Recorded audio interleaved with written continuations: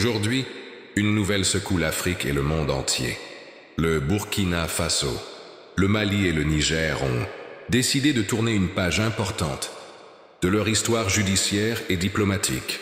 Ces trois pays, dirigés par des régimes militaires depuis quelques années, ont annoncé leur retrait de la Cour pénale internationale, la fameuse CPI. Une décision forte, historique, qui ne laisse personne indifférent. Mais qu'est-ce que cela signifie réellement? Pourquoi ces pays quittent-ils la Cour pénale internationale? Et quelles en sont les conséquences? Premièrement, comprenons le contexte. La Cour pénale internationale a été créée en 2002 pour juger les crimes les plus graves. Crimes de guerre, crimes contre l'humanité, génocide. Sur le papier, c'est une juridiction internationale censée rendre justice là où les États n'en ont pas les moyens. Pourtant, depuis sa création, la CPI est souvent accusée de partialité. Beaucoup lui reprochent de cibler essentiellement les pays africains, tout en fermant les yeux sur les crimes commis par les grandes puissances. C'est précisément ce que dénoncent aujourd'hui le Burkina Faso, le Mali et le Niger. Dans leurs déclarations conjointes, ils affirment que la CPI n'est rien d'autre qu'un instrument de répression néocoloniale, une justice sélective qui frappe toujours les mêmes, mais qui épargne les puissants. Pour eux, il est temps de rompre avec ce qu'ils considèrent comme une tutelle judiciaire étrangère. Et deuxièmement, voyons le message politique. Ce retrait s'inscrit dans une dynamique plus large. Depuis la naissance de l'Alliance des États du Sahel, ces trois nations multiplient les décisions communes pour affirmer leur souveraineté, qu'il s'agisse de la sécurité, de l'économie, de la diplomatie ou désormais de la justice internationale. Leur message est clair. Nous voulons juger nous-mêmes nos affaires, avec nos propres mécanismes, sur notre propre sol. Troisièmement, que dit la loi? Ici un point essentiel, juridiquement. Le retrait d'un État de la CPI n'est pas immédiat. Le statut de Rome, qui est le texte fondateur de la Cour, stipule que la sortie prend effet 1 an après la notification officielle faite aux Nations Unies. Autrement dit, même si les gouvernements du Mali, du Burkina Faso et du Niger parlent d'un retrait immédiat, la procédure impose une période de transition de 12 mois. Pendant ce temps, les obligations de coopération avec la CPI restent en vigueur.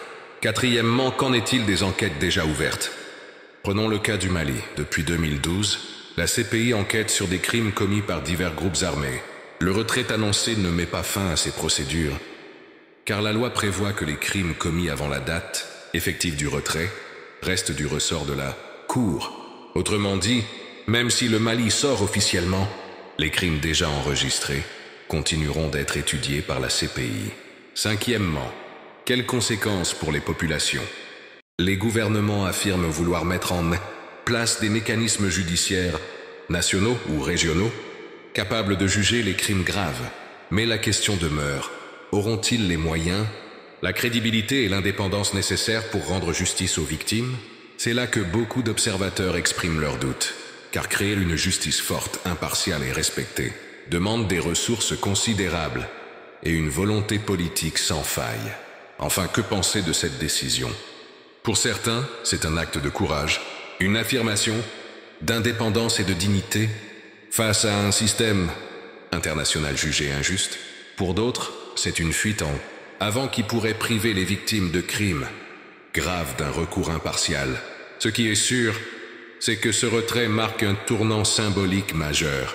Il illustre la volonté de ces trois pays sahéliens de tracer leur propre chemin, même si cela implique de rompre avec les institutions internationales héritées de l'après-guerre froide. Le Burkina Faso, le Mali et le Niger ont annoncé leur retrait conjoint de la Cour pénale internationale. Ils accusent la CPI de partialité et de néocolonialisme. Juridiquement, le retrait prendra effet après 1 an, pas immédiatement. Les enquêtes déjà ouvertes, comme celles au Mali, continueront malgré tout. Reste à voir si ces pays réussiront à mettre en place une justice crédible et indépendante. Cette décision aura sans doute des répercussions diplomatiques, politiques et même géopolitiques. Elle pose aussi une grande question. L'Afrique doit-elle continuer à se soumettre aux institutions internationales actuelles ou bâtir les siennes? Adapter à ses réalités et à ses aspirations? Le débat est lancé et l'histoire, elle, est en marche.